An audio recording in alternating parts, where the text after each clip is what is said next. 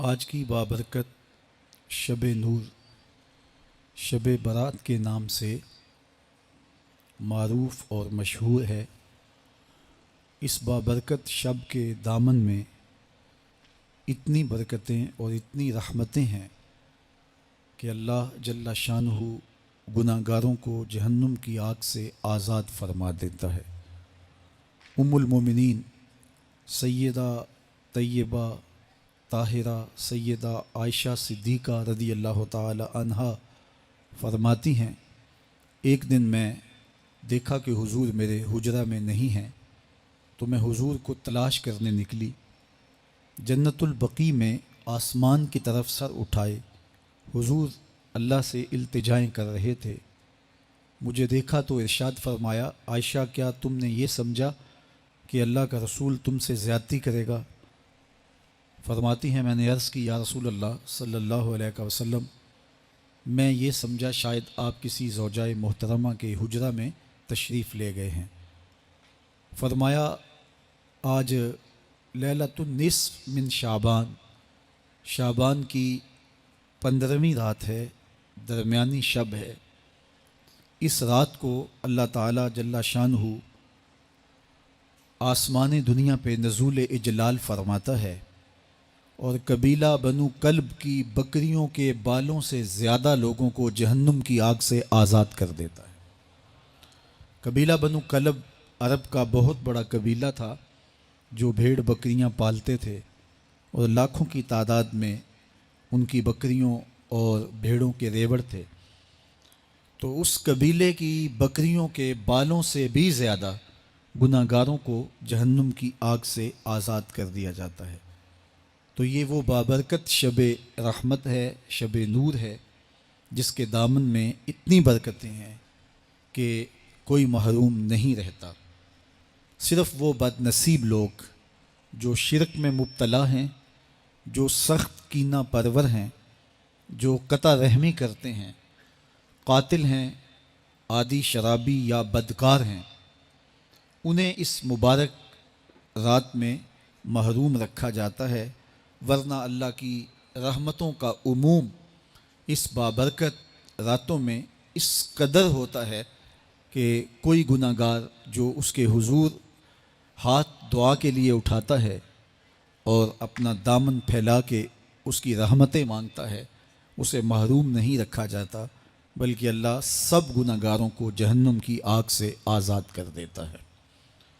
ایک روایت میں آتا ہے کہ اللہ لیلۃ النصف من شعبان، شعبان کی 15ویں رات کو آسمان دنیا پہ اپنی رحمتوں سے جلوہ گر ہوتا ہے اور فرماتا ہے کوئی رزق مانگنے والا، میں اس کی جھولیاں بھر دوں، ہے کوئی مغفرت طلب کرنے والا، میں اس کے گناہ معاف کر دوں، ہے کوئی مجھ سے عافیت مانگنے والا، میں اس کو عافیتوں سے نواز دوں، ہے کوئی فلاں چیز مانگنے والا، ہے کوئی فلاں چیز مانگنے والا، اس کی رحمتیں آواز دیتی ہیں، اور یہ آواز غروب آفتاب سے لے کر کے طلوع فجر تک مسلسل بندوں کو دی جاتی ہے، اور بندے اس کے حضور اگر دست طلب دراز کریں، اپنی جھولی پھیلائیں، تو اللہ تعالیٰ ان کو ان کے مانگنے سے بھی زیادہ عطا فرماتا ہے۔ اس امت کو اللہ تعالیٰ نے اس طرح کی راتیں دے کر کے مغفرت، بخشش، غفران اور رحمتوں کی فراوانی نصیب کی ہے۔ میرے حضور نے ارشاد فرمایا، ایک شخص صبح سے لے کے ظہر تک مزدوری کرتا ہے، اس کو ایک قیراط ملتا ہے۔ ایک ظہر سے لے کر عصر تک مزدوری کرتا ہے، اس کا وقت تھوڑا ہے لیکن اس کو بھی ایک قیراط ملتا ہے۔ اور تیسرا شخص عصر سے لے کر مغرب تک مزدوری کرتا ہے، اس کو 2 قیراط ملتے ہیں، جبکہ اس کا وقت دونوں سے کم ہے۔ فرمایا پہلی مثال یہود کی ہے، دوسری مثال نصارہ کی ہے، اور تیسری مثال میری امت کی ہے کہ اس کو تھوڑے عمل پر زیادہ ثواب دیا جاتا ہے۔ تو یہود اور نصارہ نے اس پہ برا منایا، تو حضور علیہ السلام نے فرمایا کہ اللہ نے ان کے اجر میں تو کمی نہیں کی، لیکن مسلمانوں کو زیادہ اجر دے دیا، تو یہ اس کی کرم نوازی ہے۔ تو یہ تھوڑے وقت کی عبادتیں اور چند راتوں کی بیداری اور مخصوص اوقات میں اللہ کے حضور عبادت و ریاضت ایک گناہ گار کو کہاں سے کہاں تک پہنچا دیتی ہے، اس کے گناہوں کی معافی کا ذریعہ بھی بنتی ہے اور درجات کی بلندی کا سبب بھی۔ دیکھیے لیلۃ القدر ایک رات 1000 مہینے کی عبادتوں سے بہتر قرار پاتی ہے۔ اسی طرح دیگر مواقع ہیں کہ اللہ تعالیٰ اس امت کے لیے رکھے ہیں، رحمت رب بہانہ می طلب، اور یوں بھی پڑھا گیا رحمت رب بہانہ می طلب۔ اس کی رحمتیں قیمت نہیں مانگتی اور اس کی رحمتیں بہانہ تلاش کرتی ہیں، تو وہ اپنے بندوں کو بخشنے پہ آمادہ ہے اگر وہ اپنا دامن طلب پھیلائیں۔ قرآن مجید میں ایک مقام دیکھیے کتنا دل آویز ہے، فرمایا ما یفعل اللہ بعذابکم، اللہ تمہیں عذاب دے کے کیا کرے گا؟ اس کی یہ چاہت نہیں ہے کہ تمہیں عذاب میں مبتلا کرے، اس کی چاہت یہ ہے کہ تم اس کی چوکھٹ پہ آؤ، جھولی پھیلاؤ، اس سے خیرات و رحمت مانگو، اور وہ تمہارے ماضی کے سارے گناہ معاف کر کے، ساری غلطیاں معاف کر کے تمہیں اپنی رحمتوں سے مالا مال فرما دے۔ تو وہ بندوں کو بخشنے پہ، بندوں کی مغفرت کرنے پہ آمادہ ہے اور اس کی رحمتیں بہانے تلاش کرتی ہیں۔ اللہ اکبر۔ اور دوسری جانب اس کے بندے، اس کے مملوک، اس کی مخلوق، اور مخلوق کی گناہ گار اور نیکوکار اس کی رحمتوں کے طالب ہوتے ہیں، بلکہ وہ گناہ کرنے کے بعد جب معافی مانگتے ہیں تو اللہ کو یہ معافی بہت پسند ہے۔ معافی مانگنا، اس کے حضور اپنے دامن کو پھیلانا، وہ اس کو بہت زیادہ محبوب ہے۔ انسان کی فطرت کے اندر گناہ رکھا گیا ہے، آگ، ہوا، مٹی، پانی، یہ ان 4 چیزوں کا مرکب ہے۔ اس کے جو عناصر ہیں اس میں کبھی اعتدال قائم نہیں رہتا اور اس سے گناہ سرزد ہو جاتے ہیں۔ گناہ کرنے کے بعد بندے کا اس گناہ پہ اصرار کرنا، اڑ جانا، ضد کرنا، توبہ نہ کرنا، اللہ کو یہ پسند نہیں۔ لیکن اگر اس سے گناہ سرزد ہو جائے تو پھر وہ توبہ کر لے تو اللہ کو یہ بہت زیادہ پسند ہے۔ جو اس سے ہو سکے نیکی وہ اللہ کے حضور پیش کرے، لیکن اس کے اندر جو شر رکھی گئی ہے، اس کے اندر جو قوتیں گناہ کی رکھی گئی ہیں، اس سے اگر اس سے گناہ سرزد ہو جائے تو پھر وہ اللہ سے توبہ کرے، اللہ کی طرف رجوع کرے، تو اللہ اس کی توبہ کو نہ صرف قبول کرتا ہے بلکہ اس کے گناہوں کو معاف کرتا ہے اور گناہوں کو بدل کے نیکیوں میں تبدیل کر دیتا ہے۔ جب گناہ نیکیوں میں تبدیل ہو گئے تو جتنا بڑا گناہ گار تھا اتنا بڑا نیکوکار ہو گیا۔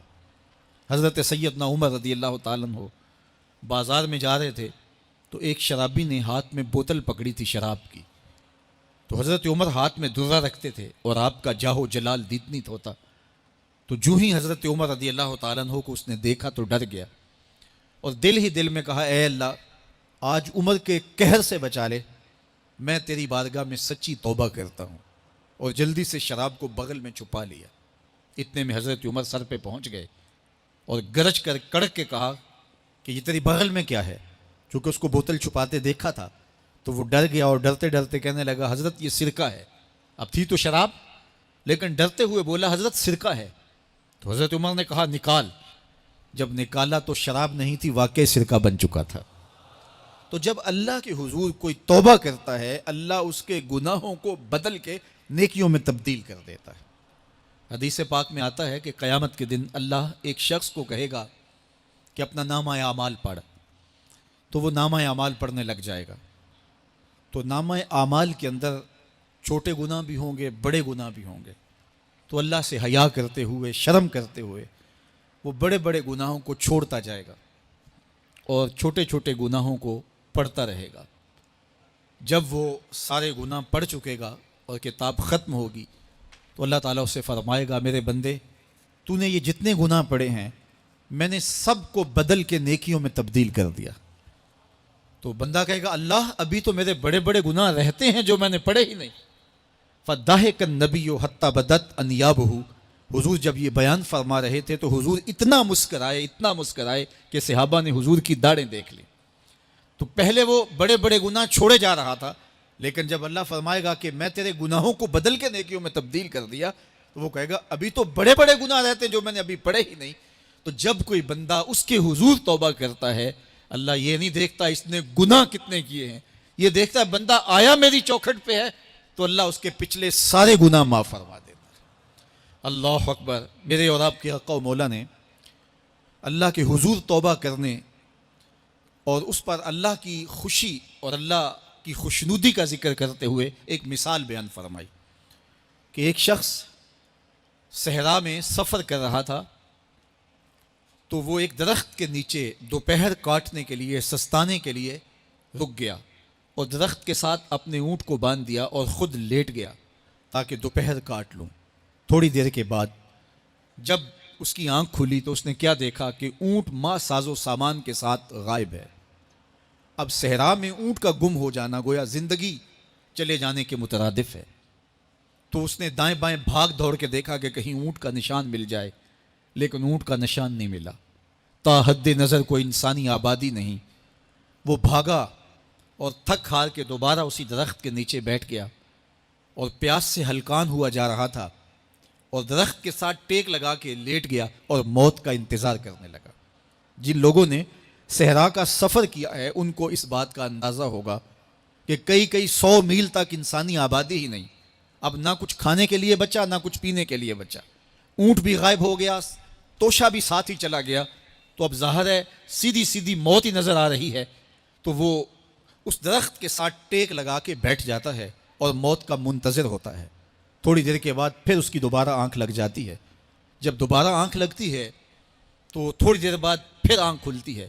جب دوبارہ آنکھ کھلتی ہے تو دیکھتا ہے کہ اونٹ جو گما تھا ماں ساز و سامان کے اس کے پاس کھڑا ہے۔ تو صحرا میں اس حالت میں اونٹ کا مل جانا زندگی مل جانے کے مترادف ہے۔ تو وہ اتنا خوش ہوا کہ خوشی کی انتہا نہ رہی، بلکہ مسرتوں کے ہجوم میں درک گیا اور کہنے کیا لگا، اللہم انت عبدی و انا ربک، اے اللہ تو میرا بندہ اور میں تیرا رب۔ کہنا تو یہ تھا کہ تو میرا رب اور میں تیرا بندہ، لیکن مسرتوں کا ہجوم ہی اتنا تھا، خوشیوں کا ہجوم ہی اتنا تھا کہ زبان پہ قابو نہ رہا۔ کسی کے آنے سے ایسے ہوش اڑے ساقی کے، شراب سیخ پہ ڈالی اور بوتل میں کباب۔ کہنا یہ تھا اللہم انت ربی وانا عبدک، لیکن اس قدر خوش ہوا جب بھی تیری قربت کے امکان نظر آئے ہم اتنے خوش ہوئے کہ پریشان نظر آئے۔ تو کہنا یہ تھا کہ اے اللہ تو میرا رب اور میں تیرا بندہ، لیکن خوشیوں کے ہجوم میں وہ کہتا ہے اللہم انت عبدی وانا ربک، اے اللہ تو میرا بندہ اور میں تیرا رب۔ حضور یہ بات بیان کرنے کے بعد صحابہ سے پوچھتے ہیں کہ ذرا بتاؤ اس بندے کو کتنی خوشی ہوئی کہ خوشی میں زبان بھی قابو نہ رہی اور اپنے آپ پہ کنٹرول نہ رہا، اور خوشیوں کے ہجوم میں اسے یہ بھی پتہ نہیں چل رہا کہ وہ کیا بول رہا ہے۔ تو صحابہ نے عرض کی حضور بہت زیادہ اسے خوشی ہوئی۔ تو میرے حضور نے یہ بات کرنے کے بعد ارشاد فرمایا، جس طرح اس کو گما ہوا اونٹ ملا اور اس کی خوشی کی انتہا نہ رہی، تو فرمایا جب کوئی شخص توبہ کرتا ہے اور اللہ کی حضور پلٹ کے آتا ہے، گناہوں سے معافی مانگ کے اس کی دہلیز پہ آتا ہے، میرے حضور نے فرمایا اللہ اس سے بھی زیادہ خوش ہوتا ہے کہ میرا بندہ میری چوکھٹ پہ آ گیا۔ تو وہ یہ چاہتا نہیں کہ اپنے بندوں کو عذاب دوں، وہ خود آگ میں چھلانگے لگائے تو اس کی مرضی، اگر گناہ سرزد بھی ہو گیا ہے تو کوئی بات نہیں، معافی مانگ لی جائے۔